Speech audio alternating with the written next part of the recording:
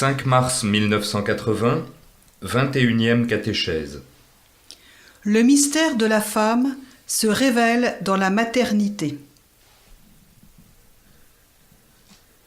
Lors de notre méditation précédente, nous avons soumis à une analyse la phrase du chapitre 4 au verset 1 de la Genèse, et particulièrement l'expression « il connut » utilisée dans le texte original pour définir l'union conjugale. Nous avons également relevé que la connaissance au sens biblique du terme établit une sorte d'archétype personnel de la corporéité et sexualité humaine. Ceci se révèle absolument fondamental pour comprendre l'homme qui, dès l'origine, est à la recherche de la signification de son propre corps. Cette signification se trouve à la base de la théologie même du corps. Le terme « connu » s'unit, Genèse chapitre 4 versets 1 et 2, synthétise toute la densité du texte biblique analysé jusqu'à présent. L'homme, qui selon le verset 1 du chapitre 4 de la Genèse connaît la femme, sa femme, pour la première fois dans l'acte de l'union conjugale, est celui-là même qui, en imposant des noms, c'est-à-dire en connaissant, s'est différencié de tout le monde des êtres vivants ou animalia, s'affirmant lui-même comme personne et comme sujet. La connaissance, dont parle la Genèse au chapitre 4 verset 1, ne l'éloigne pas et ne saurait l'éloigner du niveau de cette primordiale, de cette fondamentale conscience qu'il a de lui-même. Et donc, peu importe ce que pourrait dire à ce sujet une mentalité unilatéralement naturaliste, il ne saurait, dans le chapitre 4 de la Genèse au verset 1, être question d'une acceptation passive de la propre détermination de la part du corps et du sexe, précisément parce qu'il s'agit de connaissance. Elle est au contraire une découverte nouvelle de la signification du propre corps, une découverte commune et réciproque, comme est réciproque et commune, dès l'origine, l'existence de l'être humain que Dieu créa homme et femme. La connaissance, qui était à la base de la solitude originelle de l'homme, se trouve maintenant à la base de cette unité de l'homme et de la femme, dont le Seigneur a inséré la claire perspective dans le mystère même de la création, Genèse chapitre 1 verset 27 et chapitre 2 verset 23.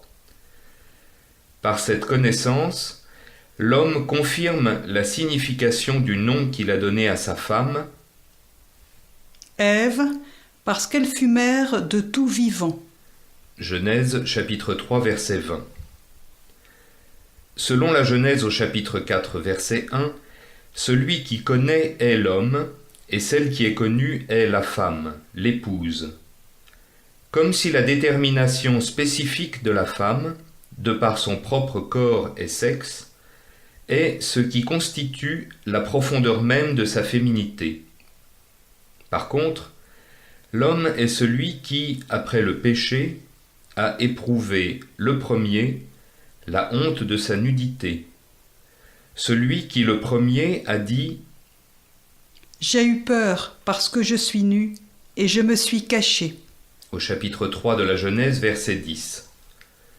Il sera encore nécessaire de retourner séparément à l'état d'âme de chacun d'eux après la perte de l'innocence originelle.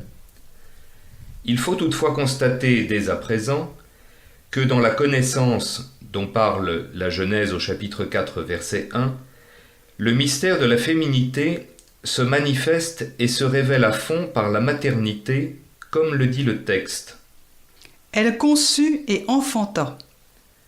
La femme se trouve devant l'homme comme mère, sujet de la nouvelle vie humaine qui a été conçue et se développe en elle, et qui d'elle naît au monde. Et ainsi se révèle également à fond le mystère de la masculinité de l'homme, c'est-à-dire la signification génératrice et paternelle de son corps. La théologie du corps contenue dans le livre de la Genèse est concise et avare de paroles. Y trouvent en même temps leur expression des éléments fondamentaux et en un certain sens primordiaux et définitifs. À leur manière, ils se retrouvent souvent tous dans cette connaissance biblique. La constitution de la femme est différente par rapport à l'homme, et nous savons aujourd'hui qu'elle est différente jusque dans ses déterminantes biophysiologiques les plus profondes. Ce n'est que dans une certaine mesure qu'elle se manifeste extérieurement dans la construction et la forme de son corps.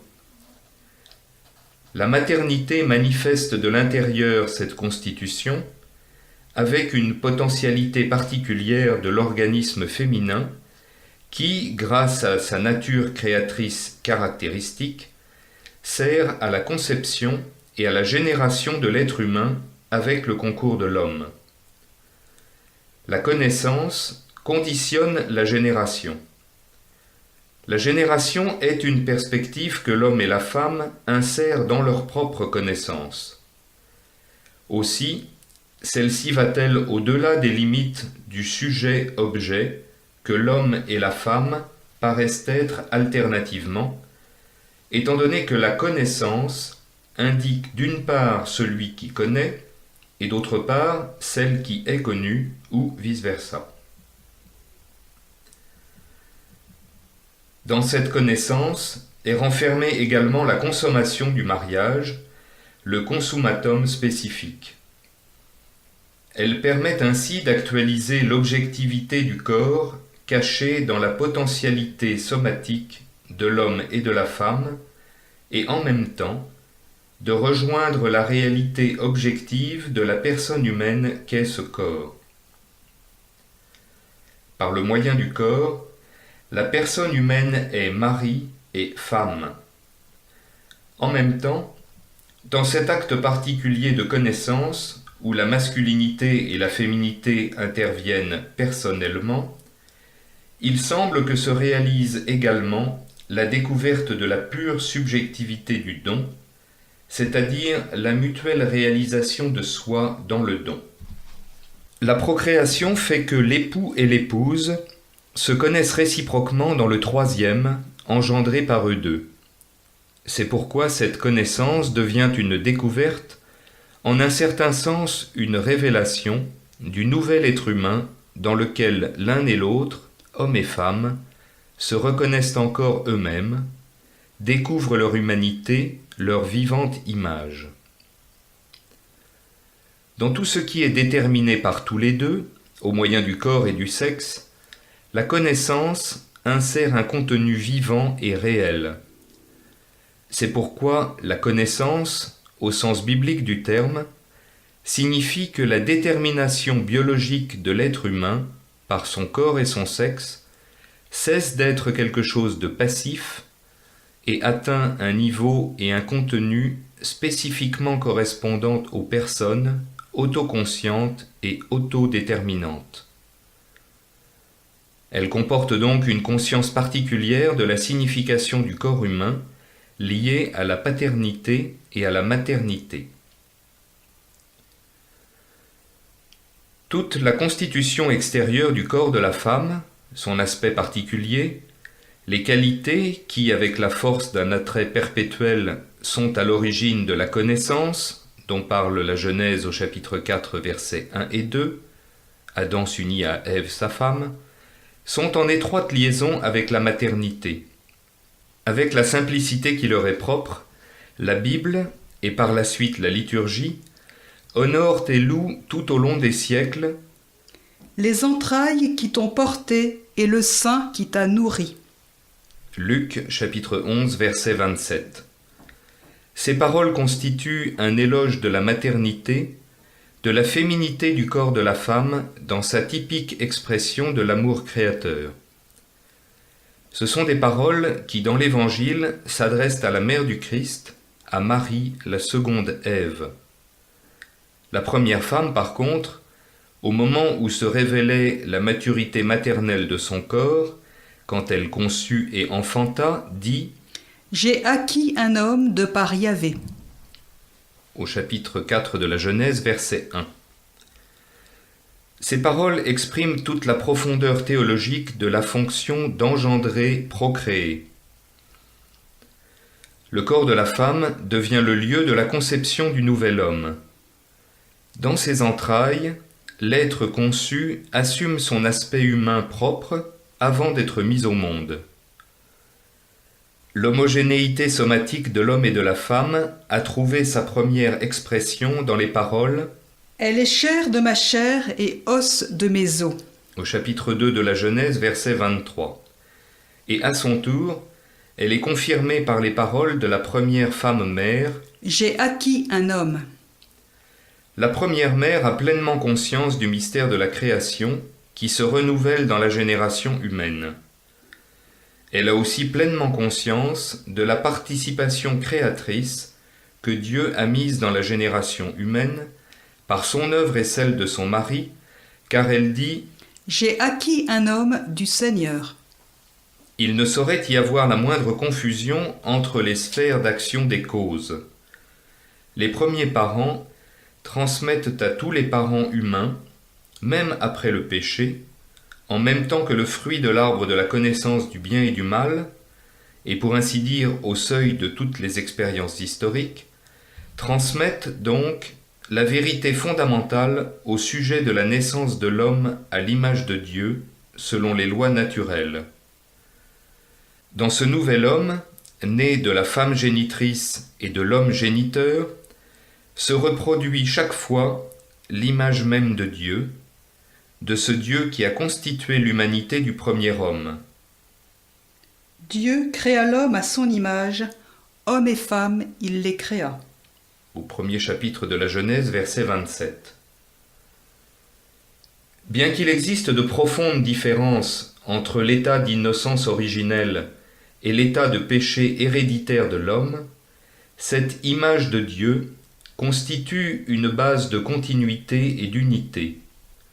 La connaissance, dont parle la Genèse chapitre 4 verset 1, est l'acte qui engendre l'être, c'est-à-dire qui, en union avec le Créateur, établit un nouvel homme dans son existence.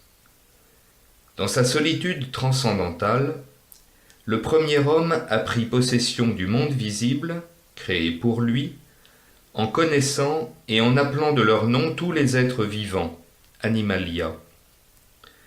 Le même être humain, comme homme et femme, se connaissant réciproquement dans cette spécifique communauté-communion de personnes, dans laquelle l'homme et la femme s'unissent si étroitement qu'ils ne forment plus qu'une seule chair, constitue l'humanité, c'est-à-dire confirme et renouvelle l'existence de l'homme comme image de Dieu.